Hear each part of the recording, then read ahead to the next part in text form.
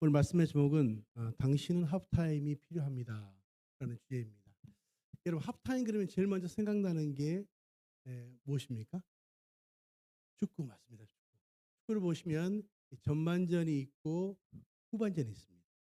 그리고 이 전반전을 끝낸 선수들이 후반전 들어가기 전에 갖는 잠시의 작전 타임의 시간이 하프타임의 시간입니다. 그대로 이 하프타임이 운동 경기에도 있지만 우리 인생에도 적용이 될까요? 안 될까요? 예, 훌륭하십니다. 대부분 잘 모르시는데. 그래서 우리가 이제 세상에는 못 마는 종류의 세 종류의 사람이 있다고 말합니다. 첫 번째 종류의 사람은 여러분 이제 한국 떠나시긴 했지만 종로에 가시면 탁골공원 아시죠? 예, 탁골공원과 파고다공원이 같은 장소입니까? 다른 장소입니까? 모르시나요? 예, 이름은 다르지만 같은 장소입니다. 제가 지난번에 지방에서 물어보니까 틀리다고 끝까지 우기시더라고요. 이분 어떻게 설득할 수 있는 방법이 없어요. 두 번째 못 마는 종류의 사람이 있는데 몽고반점 아시죠? 몽고반점이 중국집 이름이라고 끝까지 우기시는 분. 이분들도 못 말리겠더라고요. 세 번째 못 마는 종류의 사람이 있는데 보통 이제 한국은 이렇게 담배 값에 지나친 흡연은 당신의 생명을 해합니다. 이렇게 경고 문구가 있잖아요. 근데 제가 지난번에 싱가포르 가니까 쉬운 세 단어로 경고 문구가 있더라고요. 스모킹 킬유. 스모킹 흡연하는 건 킬 죽인다고 당신을. 그렇잖아요. 이게 담배 좋아하시는 분들은 어떻게 읽냐면 담배 맛 죽인다. 예, 나름대로 해석하는 거죠, 그죠? 예. 그래서 우리가 보통 이제 아는 것만큼 보인다는 이야기가 있습니다. 아는 것만큼 보인다. 근데 이 하프타임이 정말 우리 인생에도 적용이 되고요. 이것을 우리가 이 말씀과 더불어 이해하기 시작하면 우리의 삶에 놀라운 변화가 오게 된다고 하는 것이죠. 그래서 여러분 중요한 건 뭐냐면 이 하프타임에 누구를 만나느냐가 굉장히 중요합니다. 누구를 만나죠? 이 전반전을 끝낸 선수들이 하프타임에 누구를 만나냐면 감독을 만납니다. 감독. 여러분 우리가 이제 2004년인가요? 우리 월드컵에 4강까지 갔던 거 기억하시죠? 그 당시 우리 감독이 누구였습니까? 히딩크 감독. 예. 사실 우리가 그분을 만나면서 한국 축구가 비약적으로 발전이 됐습니다. 사실 우리가 그 당시에 4강까지 갈 수 있다라고 하는 건 정말 상상할 수 없는 이제 순위였죠. 근데 이 감독을 잘 만나니까 우리 축구가 4강까지 갔어요. 기적과 같이. 여러분, 우리 인생도 마찬가지입니다. 우리 인생이 우리가 전반전도 중요하지만 뭐가 중요합니까? 후반전이 중요합니다. 우리 인생이 아무리 전반전을 잘 뛰었다 할지라도 후반전에 뛸 수 없다면 그 경기는 지는 경기가 될 수밖에 없는 거죠. 이게 운동 경기에서도 마찬가지지만 우리 인생에도 마찬가지인 것 같아요. 그런데 정말 감동한 사람 잘 만나니까 우리의 실력으로는 갈 수 없었던 4강까지 갔어요. 여러분, 우리 인생에도 마찬가지입니다. 우리 인생이 정말 이 전반전에 성공하신 분도 있고 조금 부족하다고 느끼는 분도 있을 수 있지만 여러분 전반전 반이고 후반전 반입니다. 아무리 전반전을 잘 뛰었다 할지라도 후반전에 뛸 수 없다면 그 경기는 지는 경기가 되는 거죠. 그래서 그 당시에 이 히딩크가 와서 한국 축구를 분석을 했는데 이렇게 분석했습니다. 한국 축구의 문제는 정말 후반전이 문제인데 전반전에 너무 열심히 뛰는 바람에 후반전에 뛸 기운이 없다. 이렇게 이야기했어요. 왜? 전반전만 열심히 뛰었기 때문에 후반전에 힘이 남아있지 않는 거예요. 그래서 어떤 전략도 구사하기 어려웠다. 그래서 그분이 와서 제일 먼저 했던 일이 무엇입니까? 바로 아주 체계적인 과학적인 이런 훈련들을 했어요. 그리고 그 이후에 우리 축구가 굉장히 선수들이 후반까지 충분히 뛸 수 있는 역량을 강화했다는 거죠. 우리 인생도 마찬가지입니다. 우리가 이제 전반전에 열심히 뛰어 오셨다면 우리가 후반전에 어떤 삶을 살 것인가에 대한 계획이 필요한 것이죠. 여러분 우리 인생에도 하프타임이 정말 필요합니다. 왜? 우리가 하프타임에 인생의 감독 되신 하나님을 만나야 우리 인생의 후반전이 어떻게 시작되고 다시 하나님께서 원하시는 삶을 살 수 있을까를 알 수 있기 때문이죠. 그래서 제가 이 달라스에 참 온 것이 저한테는 큰 의미가 있습니다. 왜냐하면 제가 27년 전에 이 달라스 왔거든요. 그래서 그 당시에 이제 밥 버퍼드라는 분이 이 달라스에 계셨습니다. 그분이 하프타임이라는 책을 쓰셨어요. 80년 후반부에. 근데 그 책이 굉장히 많은 분들에게 희망을 줬습니다. 왜? 전반전에 실패했다 할지라도 우리가 인생 후반전을 잘 준비만 하면 얼마든지 인생 역정이 가능하다. 그리고 정말 많은 사람들이 성공을 위해서 달려왔던 인생의 전반전의 삶에서 후반전은 무엇을 위해 살아야 될 것인가? 바로 그것은 의미와 또 사명의 삶을 살아야 된다고 하는 것이 그분의 책의 내용이었거든요. 여러분, 저는 지금까지 온 것은 하나님의 은혜인 줄로 믿습니다. 또 앞으로 가야 될 우리 인생의 후반전도 하나님이 우리와 함께 하셔야 우리 인생의 후반전이 의미 있게 시작될 수 있다는 것이죠. 그리고 제가 97년도에 정말 우리가 IMF를 맞이했잖아요. 그때 제가 이 사역을 시작하게 된 계기도 한 사람을 돕는 마음이 있었습니다. IBM 출신 장로님이셨는데 50대 초반에 그분이 정말 인생을 성공적으로 오다가 이 IMF라고 하는 시간 속에서 자기 인생이 완전히 힘들어지는 시간을 만나게 됩니다. 그리고 이분을 어떻게 도울 수 있을까를 생각하다가 바퍼포드를 제가 와서 만나게 되고 그것이 계기가 돼서 지금 벌써 27년째 이 사역이 진행되게 됩니다. 그런데 제가 굉장히 긴 시간 동안 사역을 하면서 얻은 한 가지 인생의 진리가 있습니다. 그건 뭐냐면 따라서 하십시오. 인생은 길고 짧은 건 돼봐야 한다. 그게 인생의 진리더라고요. 그때 힘들다고 영원히 힘들지 않고 그때 잘 나간다고 영원히 잘 나가지 않더라고요. 우리 인생 후반전 전반전도 열심히 뛰어왔지만 내가 무엇을 위해 살아가야 될 것인가에 대한 자기 인생 후반전이 준비된 사람과 그렇지 않은 사람은 전혀 달라요. 우리 보통 요즘 100세 시대라고 이야기하지 않습니까? 나는 100세까지 살 수 있을 것 같다. 한번 손 들어보십시오. 나는 100세까지 살 수 있을 것 같다. 예, 그렇게 소망이 없으세요? 저희 집안은 장수하는 집안입니다. 저희 할머님이 103세까지 건강하게 사셨어요. 제 앞세대가 이미 100세를 사셨으면 저도 충분히 100세를 살 수 있을 것 같아요. 제가 어제 우리 여기 세미양교회 가서 합담 세미나를 합동을 했거든요. 근데 제가 이 기대 수명이라는 걸 해봤습니다. 근데 처음에 100세까지 살 수 있는 분 손들었더니 몇 분 안 드셨는데요. 그 기대 수명을 딱 해보니까 100세 넘으신 분이 거의 반이 되더라고요. 반이. 내가 이렇게 빨리 하나님 빨리 갈 줄 알았더니 이렇게 길게 살 수 있다면 준비해야 되겠다라는 생각을 하게 되죠. 근데 여러분, 중요한 건 우리의 생각보다 긴 시간을 살아갈 수 있도록 이주 시대가 바뀌었다는 게 굉장히 중요합니다. 자, 근데 오늘 본문을 좀 돌아가 보면 우리가 말씀을 잠깐 다시 볼까요? 창세기 16장 7절 9절 보시면, 자, 먼저 우리 하나의 지명이 나옵니다. 자, 지명이 나오는데요. 여기 보면 7절, 여호와의 사자가 광야에 생겼고 술길 샘물 곁에서 그를 만나라고 성경은 말씀하시죠. 여기 보면 광야에 생겨 술길이라는 길이 나옵니다. 근데 이 길이 어떤 길이냐면 이 하갈이, 오늘 제 주인공이 하갈이니까 하갈이 가나안에서부터 출발해서 애국까지 가는 딱 중간 지점입니다. 예를 들어서 우리가 서울에서 부산까지 간다면 한 대전쯤 아마 그 지역일 것 같아요. 근데 그 지역에서 그가 하나님을 만나는 장면이 오늘 본문의 장면입니다. 그가 왜 이 길을 가게 됐을까요? 그는 원래 이 자기의 고향이 이 원래 애굽입니다. 애굽. 근데 그가 가나안에서 출발해서 애굽까지 가는데 보통 애굽까지 가는 길이 두 경로가 있죠. 우리가 잘 아는 것처럼 신광야를 통과하는 그런 아주 긴 것이 있고요. 또 하나는 이 블레셋을 통과하는 아주 짧은 최단거리입니다. 근데 이 단거리의 딱 중간에 이 광야에 생겨 술길이라는 길이 있는 것이죠. 근데 거기서 그가 고민하게 됩니다. 이 길을 계속 가야 될지, 또 어떤 선택을 해야 될지 고민하고 있을 때 하나님이 그를 만나 주신 장면이 오늘 본문의 장면입니다. 근데 오늘 첫째 이렇게 말씀하십니다. 여기 우리 말씀 같이 한번 읽어볼까요? 16장 찾아보십시오. 자, 우리 8절 읽어보겠습니다. 시작. 가로되 사라의 종 하갈아, 내가 어디서 왔으며 어디로 가느냐. 첫 번째 이렇게 말합니다. 가로되 사라의 여종 하갈아.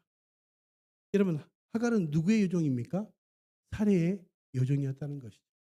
이 하프타임의 첫 번째 우리가 발견해야 될 첫 번째는 무엇이냐면 우리가 우리의 자신의 이 정체감이 무엇인가를 성경은 묻고 있습니다. 여러분, 여러분의 정체감이 무엇입니까? 우리가 이 해외에 있지만 우리의 정체성은 이제 한국 사람이라는 정체성이 있지요. 근데 우리가 살아가면서 가장 중요한 건 내가 누군가를 아는 것이 굉장히 중요합니다. 내가 누군가. 오늘 보니까 다들 멋지고 아름다우신데요. 세상에서 가장 아름다운 사람이 12글자거든요. 이걸 한 글자로 말하면 뭐라고 이야기할 수 있을까요? 세상에서 가장 아름다운 사람을 한 글자로 나. 예. 훌륭하십니다. 여러분 다 그렇게 생각하세요? 표정들은 왜 그러세요? 맞습니다. 세상에서 가장 아름다운 사람이 나예요. 나. 여러분 한 글자로 나입니다. 나. 두 글자로 말하면 뭐라고 얘기할 수 있어요? 두 글자. 네. 또 나. 또 나입니다. 그럼 세 글자로 뭐라고 해요? 세 글자. 역시나. 오, 박수 한번 해드리겠습니다. 와, 훌륭한데요. 야, 유머 감각 대단하십니다. 그럼 네 글자로는 뭐예요? 네 글자. 그래도 나. 멋있었어요. 역시 우리 굉장히 수준이 있으십니다. 네. 마지막 다섯 글자로 말하면 뭐라고 얘기할까요? 네. 다시 봐도 나. 여러분 제가 5번의 질문 중에 공통적인 한 단어가 있습니다. 뭡니까? 나입니다. 내가 누군가를 아시는 게 너무 중요해요. 내가 어느 위치에 있고 어디에 사는가도 너무 중요하지만 내가 어떤 존재로서의 아이덴티티를 가지고 살아가느냐가 굉장히 중요한 거죠. 특별히 우리는 나름대로의 어떤 역할들이 있습니다. 위치들도 있어요. 근데 그보다 더 중요한 건 무엇이냐면 위치가 나를 말하는 것이 아니고 하나님이 주신 내 자신의 아이덴티티로서의 내가 어떻게 살아가느냐가 사실 굉장히 중요한 거죠. 사람들은 어떤 위치가 자기라고 생각하면요. 그 위치를 떠나는 순간 굉장히 혼란스러워집니다. 왜? 내가 그 위치였었는데 우리가 위치가 옮겨지면 또 새로운 일들을 맡아야 되는데 이 정체성의 혼란이 오잖아요. 이 한국은 굉장히 재미있습니다. 우리는 한번 한국에서 장관하시면 돌아가실 때까지 뭐라고 불러드릴까요? 장관님이라고 불러드리더라고요. 한번 총장님 하시면 돌아가실 때까지 총장님이라고 불러드려요. 물론 그분들이 총장님이고 물론 장관을 하셨지만 계속 그 자리에 있는 건 아니거든요. 우리가 예의상 사실은 불러드리는 겁니다. 근데 여러분 중요한 건 뭐냐면 우리의 위치가 떠나도 내가 또 새로운 어떤 환경에 만나거나 어떤 내게 주신 사명의 자리에 갈 때에도 내 자신이 하나님 앞에서 어떤 존재로서의 삶을 살고 있는가에 대한 사명으로서의 아이덴티티가 있으면 우리가 얼마든지 환경과 관계없이 하나님이 원하시는 믿음의 삶을 살 수 있다고 하는 것이 굉장히 중요하죠. 제가 아는 분 중에 이 별을 달고 다니시는 분이 계세요. 자기가 만들어서. 근데 이분이 몇 개를 달고 다니냐면 5개를 달고 다니시는 분이 있습니다. 보통 우리가 대장이 몇 개예요? 4개잖아요. 4개. 근데 5개를 만들어 달고 다니더라고요. 근데 물어봤습니다. 왜 5개를 만들어서 달고 다니냐 그랬더니 자기는 강사님인데 죽을 때까지 5,000번 강의하는 게 자기 목표라는 거예요. 별 하나가 1,000개예요. 1,000개. 근데 2개가 금색이고 3개가 은색으로 되어 있더라고요. 신기하게. 2,000번을 강의한 거예요. 대단한 강사죠. 근데 이분은 자기가 그것을 잊지 않기 위해서 이렇게 달고 다닌다고 이야기하는데 이분이 꼭 이 별 5개를 달고 이 지하철을 타고 다니는 거예요. 사람들이 얼마나 신기하겠어요.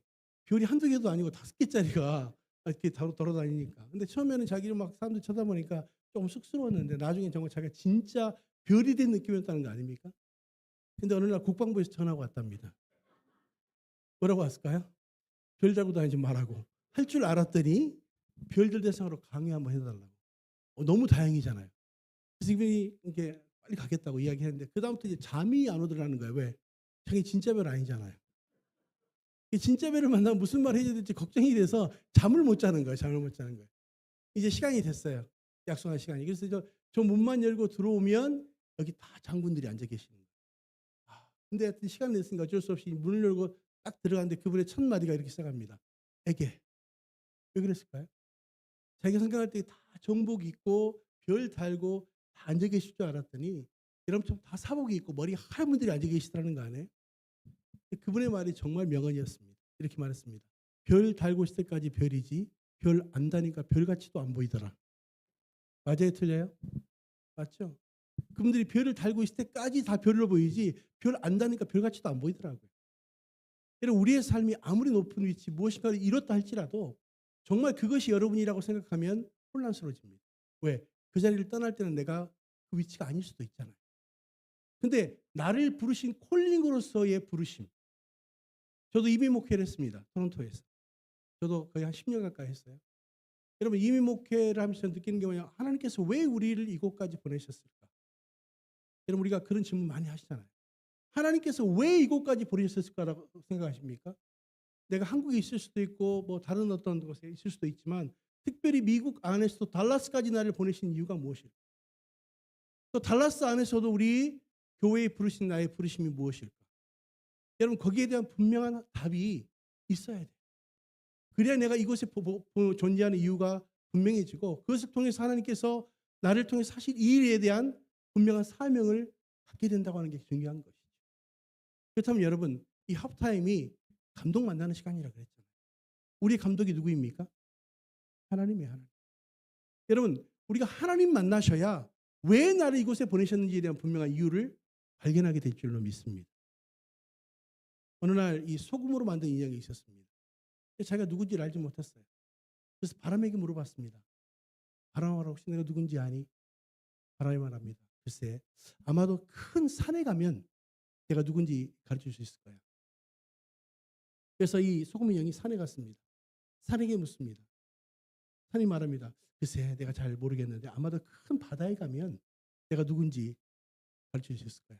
그래서 바다에 갔습니다. 근데 바다에 가까이 가면 가까이 갈수록 굉장히 익숙한 환경을 만나게 있어요. 바다에게 묻습니다. 소금 인형이. 바다야 바다 혹시 내가 누군지 아니? 이렇게 말합니다. 좀 더 가까이 와. 대답 대신. 또 한 번 묻습니다. 좀 더 가까이 와. 결국은 이 소금 인형이 물에 잠기기 시작했어요.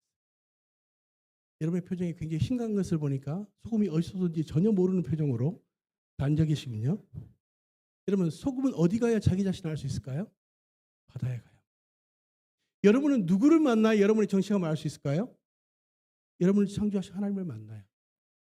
나를 왜 이곳에 보내셨는지에 대한 분명 그 이유도 그분을 만나야 해결이 될 줄로 믿습니다. 그래서 요한복음 1장 6절에 말씀하십니다. 하나님께로서 보내심을 받은 사람이 났으니 곧 그 이름은 요한이라. 요한은 이 땅에 그냥 온 것이 아니라 하나님께서 부르심을 통해서 왔어요. 여러분 이 자리에 존재하는 이유도 하나님이 부르셨기 때문에 이곳에 온 줄로 믿습니다.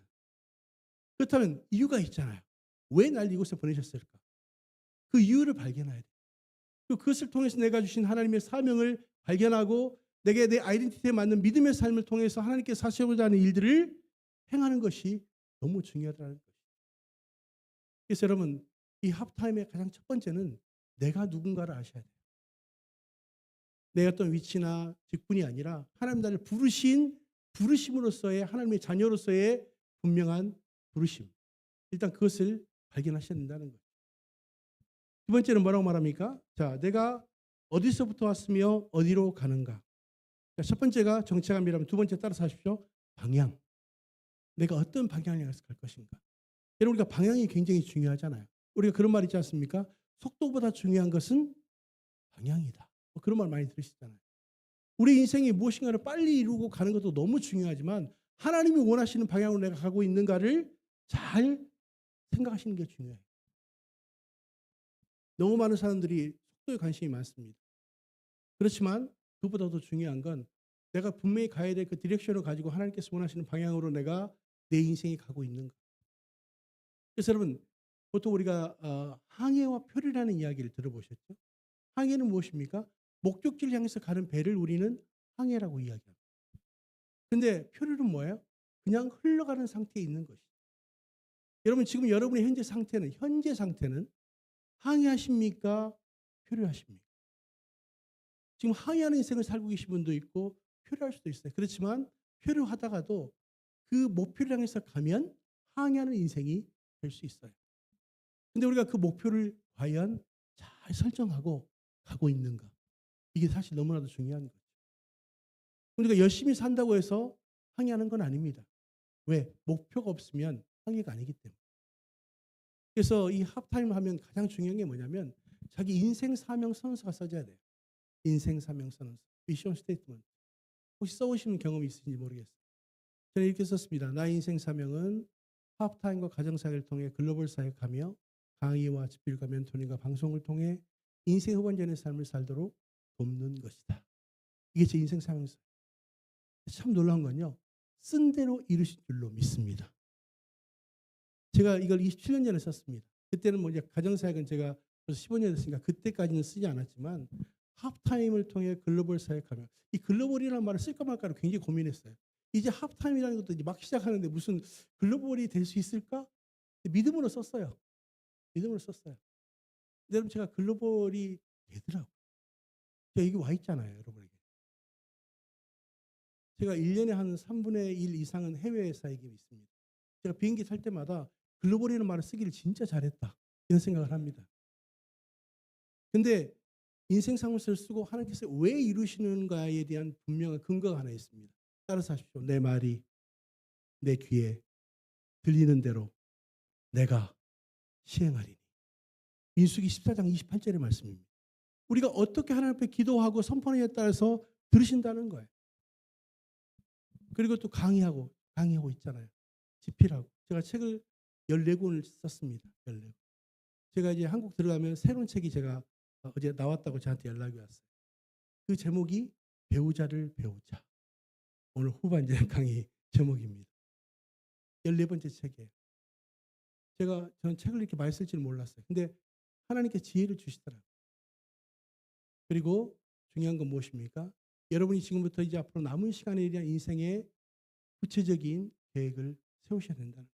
그래서 이 합타임을 통해서 하나님을 만나셔야 그 일들이 가능해진다는 걸 말씀하시는 것이죠. 그래서 여러분 속도보다 중요한 건 방향입니다. 제가 이제 97년도에 또 한국을 나가게 될 때요. 제가 필라델피아까지 여행을 했습니다. 차를 렌트를 해서. 근데 그 당시 이제 지금은 그래도 내비게이션이 있지만 그 당시에는 내비게이션이 이렇게 흔하지 않았잖아요. 제가 운전을 하고 제 아내가 이 지도를 보고 가는 거예요. 여러분 제 아내도 지도를 이제 처음 보는 거죠. 저는 이제 운전해야 되니까 어쩔 수 없이 지도를 보고 가는데 한참 가는데 다음 번호를 만나야 되는데 도대체 번호가 안 나오는 거예요. 제 아내가 저한테 그래 가다 좀 물어보고 가자고. 혹시 여쭤보겠습니다. 혹시 아내들에게 남편들이 여러분의 말씀을 잘 들으십니까? 표정들은 별로 아닌 거 보니까 네, 남편들에게 여쭤봐야 될 것 같아요. 아내 말씀 잘 들으세요? 네, 훌륭한 남편들이 다 계시네. 훌륭한 남편들 계시네. 저는 막 우기고 갔습니다. 가면 나온다고. 가도 안 나오는 거 있잖아요. 믿음이 약해지기 시작하더라고요. 안 되겠다 싶어가지고 제가 주유소 가스스테이션에 들어가서 기름을 넣은 다음에 거기 있는 분이 물었어요. 여기가 근데 도대체 안 나온다 그랬더니 네가 지금 반대 방향으로 가고 있다. 열심히 가는데 방향이 틀렸더라고요. 제가 다시 돌아오는데 2시간 넘게 걸렸습니다. 그때 제가 알게 된 사실이 2가지입니다. 첫째, 아내 말 잘 들어야 되겠다. 예, 아멘이죠. 2번째, 아무리 빨리 가도 방향 틀리면 갈 수 없다. 여러분의 인생의 후반전에 대한 무엇을 위해 살아갈 것인가에 대한 여러분의 인생의 맵이 필요한 거죠. 마스터 플랜이 필요한 겁니다. 그래서 저는 여러분이 첫 번째는 정체성을 발견하셔야 되고요. 그 다음에 방향을 설정하셔야 됩니다. 그리고 우리 9절의 말씀 같이 읽어볼까요? 자, 16장 9절. 자, 읽겠습니다. 시작. 여호와의 사자가 그에게 이르되 내 유리로 돌아가서 그 수하에 복종하라. 첫 번째가 정체감, 두 번째 방향, 세 번째는 사명의 회복입니다. 여러분에게 주신 사명이 무엇인가를 발견하셔야 되죠. 사명이 영어로 콜링 아닙니까? 부르심. 하나님이 우리를 무엇으로 부르셨는지, 어떤 역할로 부르셨는지 이게 굉장히 중요한 거죠. 그래서 우리가 앞만 보고 달려가다 보면 내 사명을 잃고 살아가는 경우가 꽤 있어요. 발견하지 못하는 경우도 꽤 있고. 근데 이제 중요한 건 이 합타임을 통해 하나님을 만나시면 하나님이 여러분을 어떤 삶을 이끄시고 어떤 사명이 있는지에 대한 콜링을 이해하게 되는 것이죠. 그래서 따라서 하겠습니다. 수명으로 살지 말고 사명으로 살고 수명으로 죽지 않고 사명으로 죽읍시다. 굉장히 중요한 이야기입니다. 우리가 어떻게 사느냐보다 더 중요한 건 어떤 사명으로 살아가는가가 사실 굉장히 중요한 거죠. 많은 사람은요, 이 사명이 무엇인지를 모르면 어떤 삶을 살 것인가도 우리가 결정할 수 없습니다. 그런데 이 사명은 무엇입니까? 콜링, 부르심입니다. 하나님이 우리에게 부르심이 무엇일까? 그래서 여러분 성경의 사람들은요, 후반전이 강합니다. 자, 여러분 성경에 모세가 몇 세에 부르심을 받았습니까? 75세 부르심을 받았습니다. 이 산지를 달라고 말했던 갈렙의 연세가 85세였습니다. 그리고 사도 요한이 반모섬에서 이 성경을 기록했던 연세가 92세였어요. 오히려 세상 사람들은 그때면 뭘 하겠어라고 하는 그때에 더 놀랍게 들어 사용하시더라고요. 하나님께서 여러분도 그렇게 될 줄로 믿습니다. 우리 옆에 분에게 한번 격려합시다. 우리는 후반전이 강합니다. 예, 후반전이 강해요. 우리가 후반전이 강한 사람들이에요.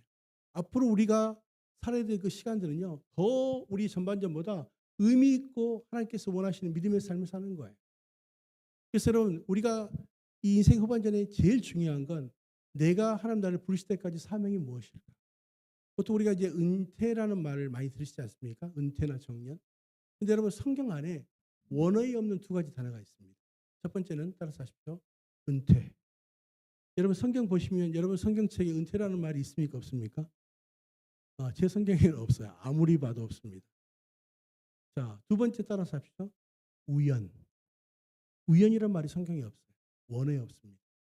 여러분, 은퇴라는 말과 우연이 없다는 걸 뭘 이야기할까요? 우리의 은퇴는 주님의 나라에 갈 때까지가 은퇴인 줄로 믿습니다. 두 번째는 우리가 우연이 없고 하나님이 여러분의 삶을 온전하게 예비해 놓으셨다는 것이죠. 그래서 우리가 보통은 이제 법적인 정년을 고용정년이라고 이야기하는데 그것이 끝나고 나면 나는 인생 다 살았어 라고 이야기합니다. 그렇지 않습니다.